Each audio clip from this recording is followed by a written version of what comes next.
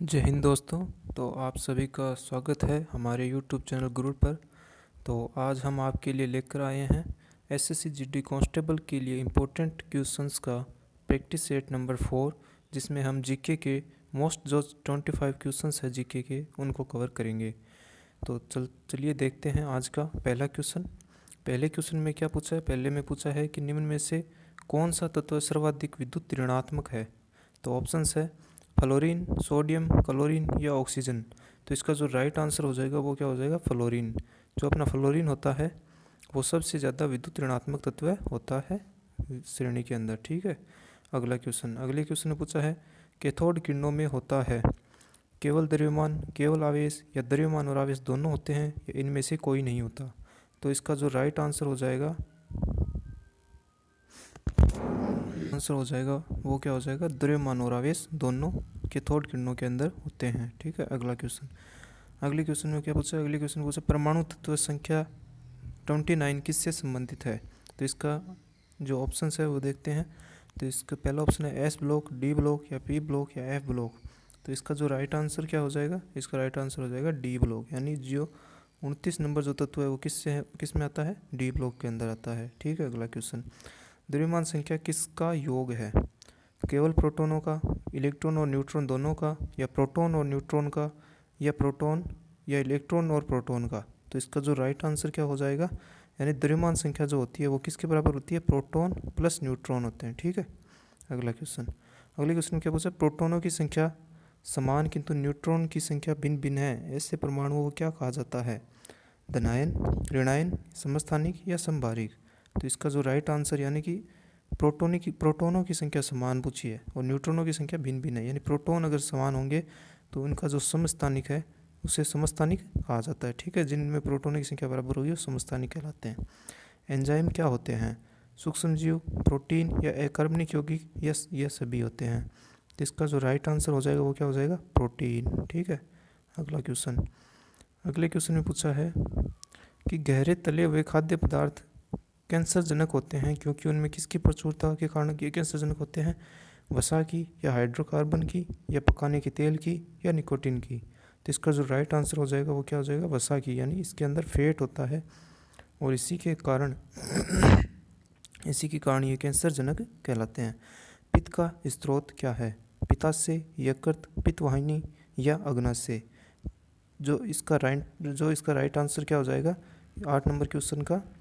इसका आंसर हो जाएगा यकृत। यानी जो अपना जो पित्त है, जो पित्त का स्रोत क्या है? यकृत। और ये बहता किस में है? पित्ताशय के अंदर रहता है। ठीक है।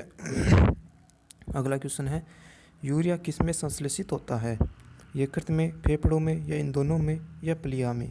तो इसका जो राइट आंसर हो जाएगा वो क्या हो जाएगा? यकृत के अंदर। ठीक है। यूरिया यकृत के अंदर संश्लेषित होता है।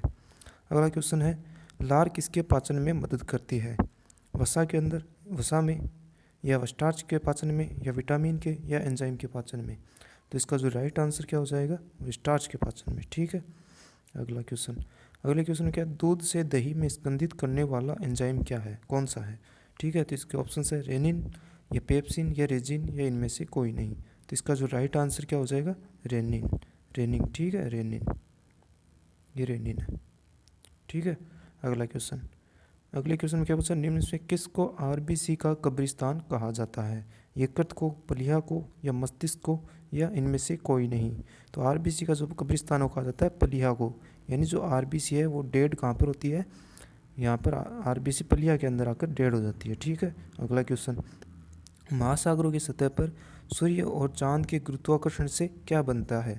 धाराएं बनती है, अफवाह बनता है, या ज्वार भाटा बनता है, या लहरें बनती है। तो इसका जो राइट आंसर हो जाएगा क्या हो जाएगा? इसका जो राइट आंसर हो जाएगा ज्वार भाटा।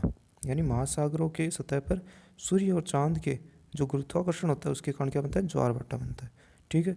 अगला क्वेश्चन, दिन और रात बनते हैं पृथ्वी की कक्षा की आकृति के कारण, परिक्रमण की गति के कारण, या अपने ही अक्ष पर घूर्णन गति के कारण, या इनमें से कोई नहीं। तो इसका जो राइट क्या आंसर हो जाएगा?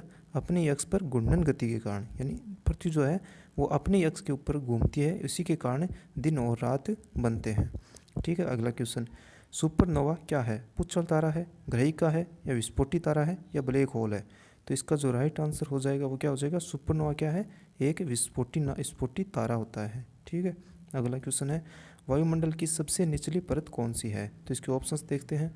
ऑप्शंस है क्षोभ मंडल, समताप मंडल या मध्य मंडल या इनमें से कोई नहीं। तो इसका जो राइट आंसर हो जाएगा वो क्या हो जाएगा? क्षोभ मंडल। ठीक है। अगला क्वेश्चन, अगले क्वेश्चन ने पूछा है वायुमंडल की वह परत जो रेडियो तरंगों को परिवर्तित करती है कहलाती है आयन मंडल, क्षोभ मंडल या समताप मंडल या इनमें से कोई नहीं। तो इसका जो राइट आंसर हो जाएगा वो क्या हो जाएगा? आयन मंडल। यानी कि आयन मंडल से ही जो किरणें हैं रेडियो तरंगें वो परिवर्तित होकर वापस नीचे आती है।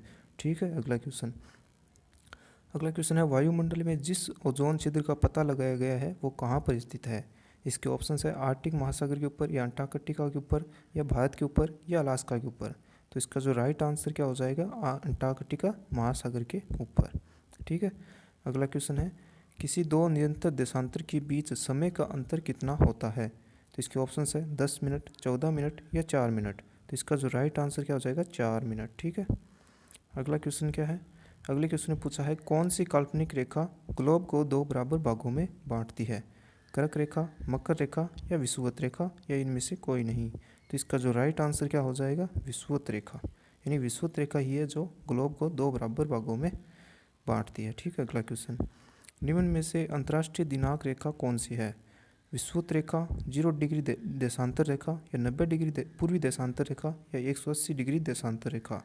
तो ये जो है 180 डिग्री देशांतर रेखा ये ही अपने दिनांक को अंतर्राष्ट्रीय दिनांक रेखा कहलाती है। ठीक है। अगला क्वेश्चन, दुनिया की सबसे ऊंची चोटी माउंट एवरेस्ट का नेपाल में एक लोकप्रिय नाम क्या है? मेहलागुर, सागरमाथा या चोमेलुंगमा या इनमें से कोई नहीं।